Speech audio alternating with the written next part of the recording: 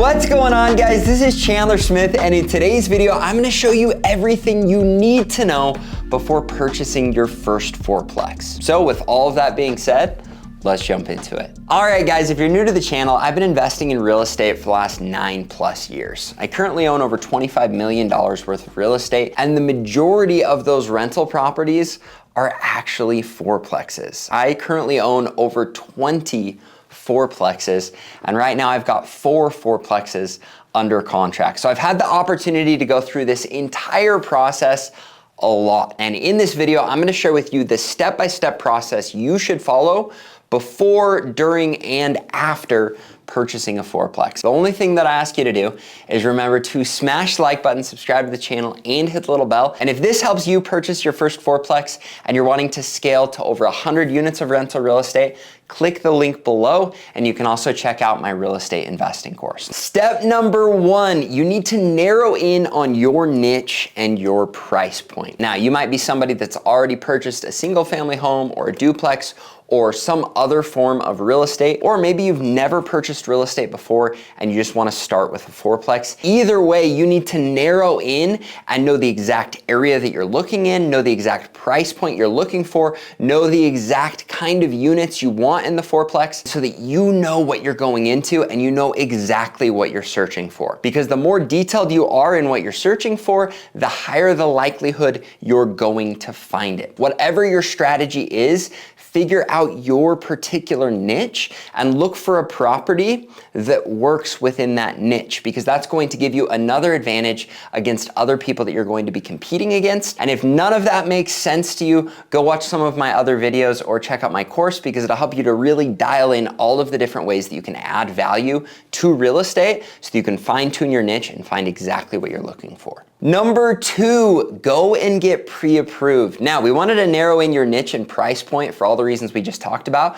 but you also want to know your price point so you can make sure you're pre-approved to what you need. Because if you go in and you're looking at a niche of $500,000 properties, but you're only pre-approved for a $400,000 property, that's not going to work. So the second you figure out your niche, the second you figure out what exactly you're looking for and what price point you want to be able to buy at, now you want to go in and get pre-approved for at least a little bit above where you know you're going to need to be able to purchase what your niche is or what your price point is. Now, in order to get pre-approved, I would suggest going to 3 different lenders, preferably local credit unions, because they're usually the ones that give you the best rates, the best terms, and the ones that you can build a long-term relationship with. For me, I wanna make sure I'm getting the best rates and terms. I wanna make sure that they understand the kind of investment or the kind of property that I'm trying to purchase and that they've dealt with those before. And I wanna make sure they're going to be competitive and fast with everything. Once I've narrowed that down, I'm gonna get pre-approved by the one that I have the most confidence in, and I'm gonna make sure I'm pre-approved for the price point and a little bit extra. So I know when I do find a good deal, I'm gonna be able to jump on it. I'm gonna have a pre-approval letter ready, and I know that I'm going to have financing, because the worst thing possible is finding an incredible deal and then having your financing fall through because you didn't make sure you were pre-approved properly. Number 3 is understanding the numbers and how to run them. What this means is you know exactly what the kind of unit you're looking for within your niche will rent for. You need to know what that 1-bedroom, 2-bathroom apartment in a fourplex is worth. One might be renting at $600 per month for a 2-bedroom, 1-bathroom apartment, where another one might be renting at $2,000 per month for a 2-bedroom, 1-bathroom apartment. And so you need to go and figure out what's making these different. What kind of renovations, what kind of area, what kind of other things are making this one rent for more and this one rent for less, and figure out what your area is, what your niche is, and know the rents perfectly. You then need to know how to gather all of the information, what the rents are, what they can be, the taxes, the insurance, the expenses, all of that stuff, and know how to put it in and make sure that you're getting your desired return with any given property. Because once you understand how to run the numbers, you're gonna know a lot better when you find a good deal, because it does you no good to have deals in front of you if you don't know what a good deal is, and that all comes back to understanding the numbers and how to run them. Now, if you don't know how to do this, go and download my app, the CDS Rental Calculator. It has a video within the app that shows you exactly how to run the numbers, and this simplifies it down a ton, and you can use this app to run the numbers and see if they're going to meet their criteria to make them worth purchasing. Number 4 is marketing. And marketing probably isn't even the best term for this. It's just how to create deal flow. Marketing is just short and it's easy to put as a pop-up. Here are all the different ways that I market or create deal flow. I'm going to have multiple relationships with realtors. I'm going to have multiple relationships with wholesalers. I'm going to send out mailers. I'm going to drive for dollars. I'm going to cold call. I'm going to do whatever it takes to get the information I need on people that have properties within my niche and try and get them to sell the property to me for a discount. Number 5 is probably my favorite step, and that's because it's negotiation. Hopefully you've created some incredible deal flow and now it's time to be putting in offers and getting offers accepted. If you're using a realtor, you're gonna put in a low ball offer, they're gonna put in a high ball offer, you're hopefully gonna land somewhere in the middle that works for you. When it comes to off-market deals, these are people where you're gonna go and you're gonna kind of beat them up. You're gonna say, this is what my numbers are. I need you to come down to here for me to make them work. You're gonna want to build urgency in either one of these situations on why now is an incredible time for them to sell to you. And you're gonna wanna build yourself up as a fantastic buyer. Now you can do this by figuring out whatever their pain point is and pressing on it, while also figuring out what makes it a win for them and pressing on that. You can do that by maybe they need to close quickly, so you can close quickly, but you need a deal that works. You can create pain for them by whatever the current market is doing. Right now, interest rates are going through the roof. And so it's like, hey, interest rates have gone up a lot. That's really eliminating my buying power. And so I just can't afford it at what I used to be able to afford it at. And all investors are in that boat. You can see the market's really slowing right now. Now, how true is that? Well, interest rates have definitely gone up and that's definitely a fear people have. I don't know that it's slowed a ton, but this creates urgency. It creates fear. It's something you can press on and then you can come in with the win of, but if you can make my numbers work, I can close very quickly, or I can do seller financing if that makes sense for you so you don't have to pay taxes all at once. And then you're going to get it under contract, which is actually number 6, get it under contract. Now, in order for you to do this, if you're using a realtor,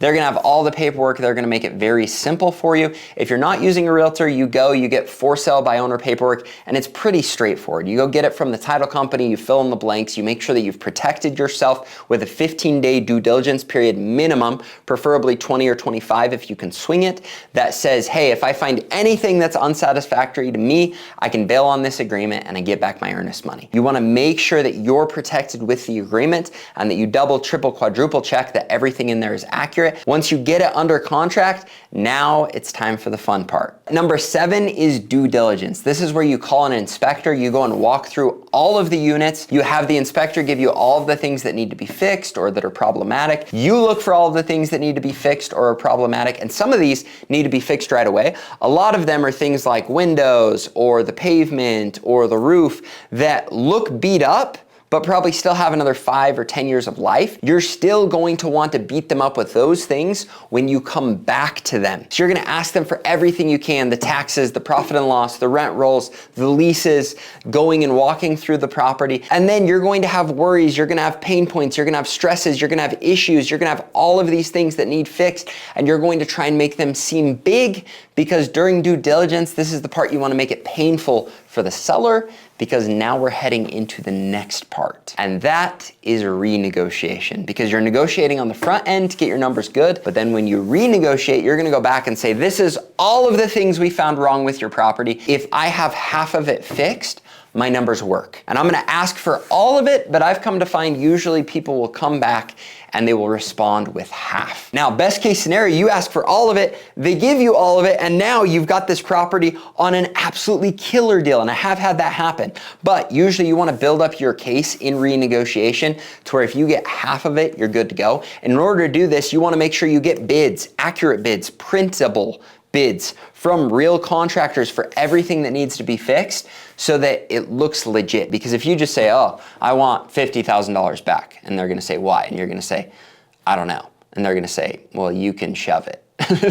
So make sure that you get all of that you can in your due diligence, and then when you renegotiate, make sure that you do it properly. You send the report with everything, the bids, all of that, and what you want back, and usually you're going to at least get half or more, and hopefully that gives you incredible numbers, so this deal is just perfect. Number 9, you're gonna wanna renegotiate financing. Now, I know this seems a little dirty because the property is under contract, you've already got pre-approved for the loan, you've got a great lender, but you wanna go shop that loan out. When banks compete, you win. And the more that you can negotiate with your bank as well, now not only are you going to win on the purchase, but you're going to win on the financing. See what you can do to beat them up on interest rates, to get comparables, to see what offers they'll get, bring it back to the bank you really want to work with and see if they'll match it. And if they don't match it, maybe it's time to hop banks, maybe it's time to try someone else. But this is going to give you an opportunity to say, hey, this is under contract, we're through due diligence, I need you to match these rates and terms, or I'm gonna have to take this somewhere else. And it might push you back on your close,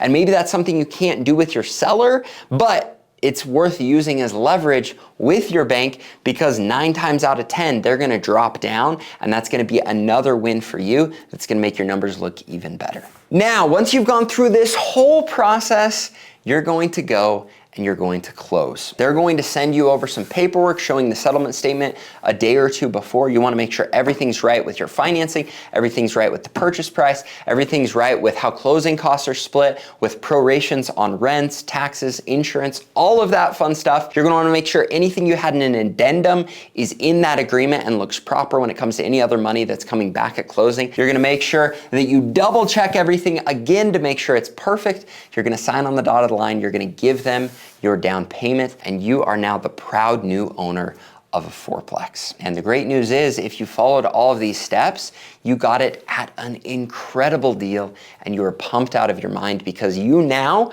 have an asset that is creating you passive income every single month in the form of cash flow, appreciation, principal pay down, and tax benefits. But we're not done yet. We still have a couple more steps we need to hit on. Actually, we just have one, and that is that you turn this beautiful property over to a management company that you have screened for everything that is important so that they manage it for you, and you do not self-manage. Now, a lot of people want to self-manage early on. You've got to understand this gives you more liability, which means more risk, gives you more stress, and it gives you a job that most likely is going to pay you less than your day-to-day job. And if it's not paying you less than your day-to-day job, you should get a better day-to-day job. Managing your property is a ton of work, and it's a ton of stuff that most likely you're not a professional at, which means that's going to cost you time learning new things, which is going to cost you money. So I beg of you, find a way to turn this into a passive investment, get a good management company. And there are lots of things you need to do to screen that management company. Again, that's an hour or 2 hour long video